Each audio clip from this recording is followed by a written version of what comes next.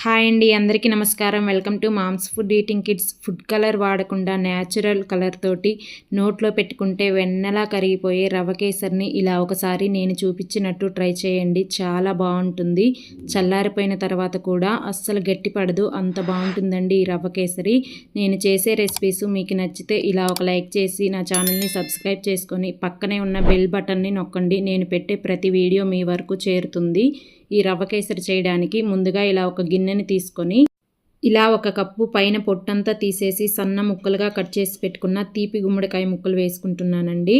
ఈ గుమ్మడికాయ మన ఆరోగ్యానికి ఎంతో మంచిది. దీనిలో ఉండే A, E, C అనే విటమిన్స్ పిల్లల్లో కంటి చూపు బాగుండటానికి, బ్రెయిన్ ఇంప్రూవ్మెంట్కి, ఇంకా వాళ్ళల్లో రోగనిరోధక శక్తిని పెంచడానికి చాలా బాగా ఉపయోగపడతాయండి. అలాగే పెద్దవాళ్ళకి చర్మ సౌందర్యానికి కూడా చాలా బాగా ఉపయోగపడుతుంది ఈ గుమ్మడికాయని. ఇప్పుడు దీనిలోకి ఒక అరకప్పు నీళ్లు వేసుకొని ఇలా మూత పెట్టుకొని సిమ్లో ఒక 5 నిమిషాలు ఉడికించండి. ఒక 5 నిమిషాలలో ఇలా గుమ్మడికాయ సాఫ్ట్గా ఉడికిపోతుంది. ఇప్పుడు దీన్ని పక్కన పెట్టేసుకొని పూర్తిగా చల్లారనివ్వాలి. ఇలా చల్లారిపోయిన తర్వాత ఒక మిక్సీ జార్ తీసుకొని ఈ గుమ్మడికాయ ముక్కలన్నిటినీ దీంట్లో వేసేసుకొని అవసరమైతే ఒక 2 టేబుల్ స్పూన్ల నీళ్లు వేసుకొని మెత్తగా ఇలాగా ప్యూరీలాగా చేసుకోవాలండి. ఎక్కడ బరక అనేది ఉండకూడదు. చూసారా, ఇలా చేసి పక్కన పెట్టేసుకోండి. ఇప్పుడు నేను ఒక కప్పు రవ్వకి ఒక అరకప్పు నెయ్యి తీసుకుంటున్నాను. ఇలా ఒక కడాయిని తీసుకొని మనం తీసుకున్న నెయ్యిలో కొంచెం ఇలా వేసుకొని వేడయ్యాక ఒక 2 టేబుల్ స్పూన్ల జీడిపప్పు ముక్కలు, ఒక 2 టేబుల్ స్పూన్ల బాదం పప్పు ముక్కలు వేసుకొని మంటని సిమ్లో పెట్టి కొంచెం ఇలా వేయించండి. ఇవి కొంచెం ఇలా వేగిపోయిన తర్వాత ఒక టేబుల్ స్పూన్ కిస్మిస్ వేసుకొని వీటన్నిటిని ఇప్పుడు మంచి రంగు వచ్చే వరకు వేయించుకొని ఇలాగన్నీ పక్కకు తీసి పెట్టేసుకోవాలి. ఇప్పుడు మళ్ళీ ఇదే కడాయిలోకి ఇంకొంచెం నెయ్యి వేసుకొని ఈ మిగిలిన నెయ్యిని పక్కన పెట్టేసుకోండి. ఇది లాస్ట్లో వాడుకుందాం. ఇప్పుడు ఒక కప్పు బొంబాయి రవ్వ, అంటే ఉప్మా చేసుకుంటాం కదండి, లేదా సూజీ రవ్వ అని కూడా అంటారు, అది వేసుకోండి. అలాగే ఒక 5 యాలుక్కాయలని ఇలా మెత్తగా దంచి వేసుకొని మంటని సిమ్లో పెట్టి ఈ రవ్వని మంచి రంగు వచ్చే వరకు వేయించుకోవాలి. ఈ రవ్వ వేగడంలోనే కేసరి రుచి అంతా ఉంటుందండి.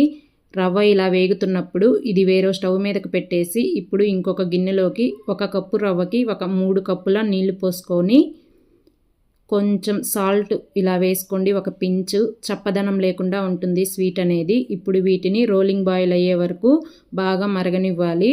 ఇలా మరుగుతున్నప్పుడు మనం మిక్సీ పట్టుకున్న గుమ్మడికాయ పేస్ట్ అంతా ఈ నీళ్ళల్లో వేసేసుకొని ఉంటలనేవి ఏమి లేకుండా ఇలా బాగా కలుపుకుంటూ కాసేపు మరిగించండి. ఒక 15 నిమిషాల తర్వాత చూపిస్తున్నానండి. రవ్వ అనేది ఇలా బాగా వేగిపోయి ఉంటుంది. ఇప్పుడు దీనిలోకి మనం మరిగించుకున్న గుమ్మడికాయ నీళ్ళని కొంచెం కొంచెం వేసుకుంటూ ఇలా కలుపుకోండి. ఒకేసారి పోసేయద్దు, పొంగిపోయినట్టు పోతుందండి. అందుకని ఇలాగా కొంచెం కొంచెం వేసుకొని ఉండలనేవి ఏమీ కట్టకుండా ఇలా ఫాస్ట్గా కలిపేసుకోవాలండి. ఇదంతా సిమ్లోనే జరగాలి. మీడియంలో కానీ హై ఫ్లేమ్లో పెడితే మాడిపోతుంది. ఇలా ఒక 2 నిమిషాలు ఉడికించండి. 2 నిమిషాలకి రవ్వ అనేది ఇలా బాగా గట్టిపడిపోతుంది. ఇలా 2 నిమిషాల తర్వాత దీనిలోకి ఒక కప్పు రవ్వకి 1.25 కప్పు పంచదార వేసుకోండి. కరెక్ట్గా సరిపోతుంది. 1.5 కప్పు వేసినా కొంచెం చప్పగా అనిపిస్తుంది, లేదా 2 కప్పులు వేస్తే స్వీట్ ఎక్కువ తినలేరండి. అందుకని 1.25 కప్పు వేసుకొని ఈ చక్కెర అంతా ఈ రవ్వలో బాగా కలిసిపోయేటట్టు కలుపుకోండి. అప్పుడు రవ్వ కన్సిస్టెన్సీ అనేది ఇలా కొంచెం లూజ్ అవుతుంది.